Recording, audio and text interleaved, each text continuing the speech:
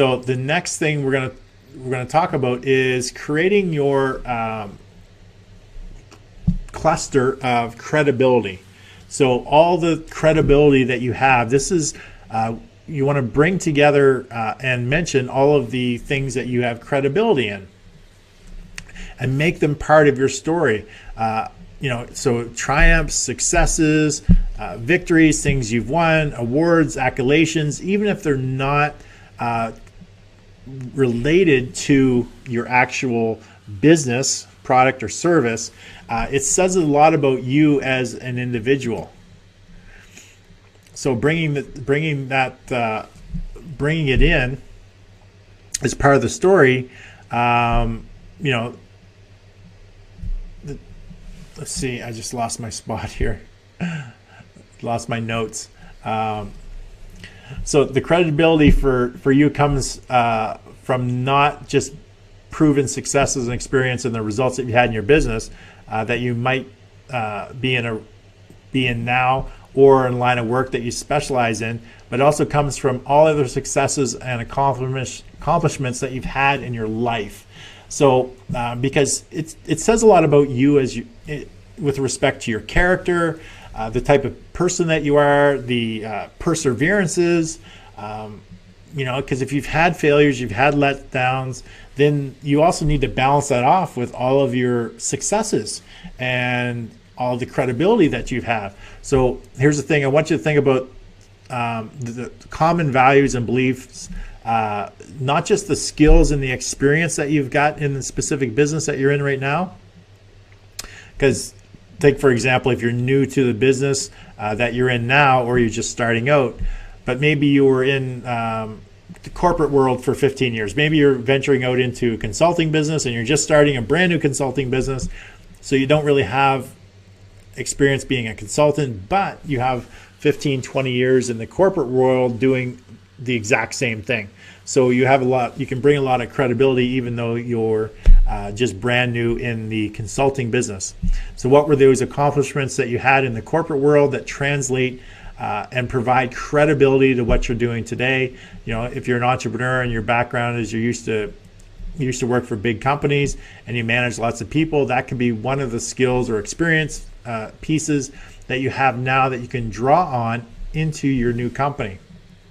So you find all of the things that the credible things that you have done in your past, all the successes, the accolades, the triumphs, even if they don't directly relate to your business now, indirectly they do, because it demonstrates that you have some kind of value or belief or ability that really isn't about the kind of business, but the way that you actually deliver on a lot of these things. So, if you worked on a lot of projects in your past business that has nothing to do with what you're doing now, and you always delivered those products on time, on budget, that's very important. That's a very important quality when, let's say, you're in the consulting business and you're doing work for individuals.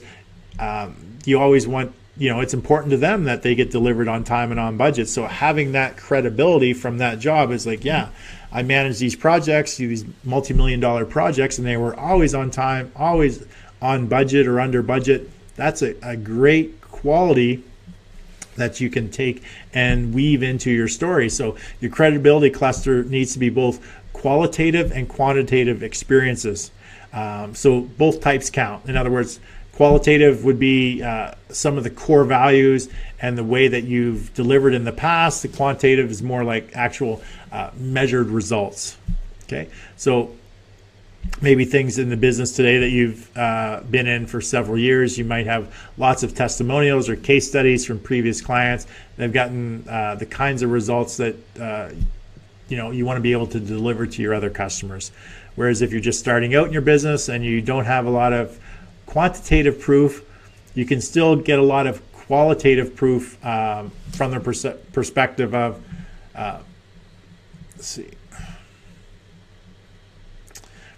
maybe it's the people in the past that you used to work with, or that used to work with you, or that you work for as and let's say great things about you. Maybe it's testimonials from known authorities that are in your marketplace or your company. So Credibility is huge, building that credibility. And if you're new to the industry and you don't have the credibility in that specific industry, borrow the credibility you've had or you used, or the perseverance, that things that you've overcame, and the triumphs and the victories you've had in other aspects of your life, because those qualities say a lot about you as an individual, and you can use a lot of those qualities in your story when you're telling your story and building your story of authority. That you're known for delivering your projects on time and on budget on a regular basis. So that's pretty important. Chris Miller says, I'm getting my angle now, always been a giver. Now I got to pass that core value on in my pitch. Yeah. So Chris, it's important. The first thing is being aware of it, being aware of what you actually need to have when you're crafting your authority story. So having these three components, and then doing some actual work and figuring out what aspects you can bring to each one of these components. So the first one was your kryptonite story. So what struggles, challenges, have you had in the past? How does that story of transformation relate to you? The second part, the credibility cluster. You probably have bring lots to the table when it comes to things that you've done in the past, other positions, successes, triumphs, things that you've had to overcome, deliverabilities, things like that. So being aware of those as well. And then we'll get into the third part. That we'll talk about the third part, which is your public persona, crafting your public persona. So it's really going to be intertwining all three of these things into your messaging when you're speaking to your ideal target market. And it's very important. We're not talking about it on this particular show, but it's very important to understand who your ideal target market is. I think I touched on that on previous episodes, getting crystal clear on their pains, fears, frustrations, and ambitions. So when you're crafting your message, it's going to actually relate to them. This is taking it to that next level, now that you can relate to them, why do they want to do business with you? Now you need to craft your authority story so that there's a reason why they actually would do business with you versus everybody else. So your story, relating your story to who your ideal target market is and the message that you need to relate to them is very important in bringing it all together. So hopefully that helps. And the third piece is creating your public persona. And that means, who are you and what makes you unique? And you're using this to connect with your audience, so they must know, who you are. So people can get a sense, because people can really get a sense if you're actually being authentic or not.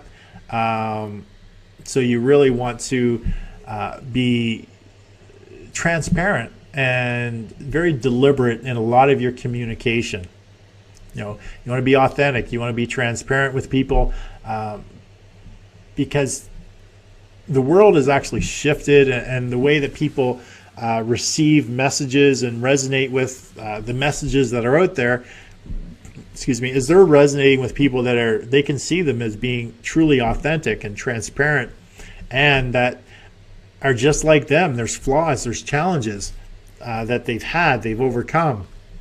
So I think the day of the guru being everything, all great and never having an issue, I think those days are behind us. We're really into, being able to relate to people, people just like you, or that you feel that there's a relationship or a connection there. Okay. So, being deliberate is really the most important key here. So you need to decide what you're going to communicate, and you need to be deliberate about it. And that makes your communication much more powerful because it becomes consistent. And I say this on a regular basis. You need to be consistent and then persistent on a regular basis with everything that you're doing.